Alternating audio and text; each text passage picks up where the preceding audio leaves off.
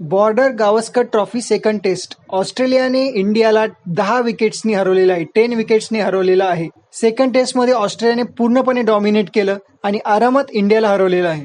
Second taste ही day night taste होती आणि नेहमीप्रमाणेच डे नाईट टेस्टमध्ये इंडियन बॅट्समन हे फेल गेलेले आहेत. या पूर्ण सेकंड टेस्टमध्ये जो हायेस्ट स्कोर केला होता एखाद्या इंडियन बॅट्समनने तो होता 42 रन्स आणि तो नितीश रेड्डीने केला होता. याच्यावरूनच कळेल आपल्याला की इंडियन बॅट्समन हे या सेकंड टेस्टमध्ये पूर्णपणे फेल गेलेले आहेत. आणि सेकंड टेस्ट हरल्यामुळे आता WTC जे वर्ल्ड टेस्ट चॅम्पियनशिप आहे त्याच्या पॉईंट्स टेबलवर मोठा परिणाम झालेला आहे. इंडिया सध्या आता थर्ड पोझिशनला आलेला आहे. जो फर्स्ट पोझिशनला होता तो थर्ड पोझिशनला आलेला आहे आणि ऑस्ट्रेलिया फर्स्ट पोझिशनला गेलेला आहे WTC चॅम्पियनशिपच्या पॉईंट्स टेबलमध्ये.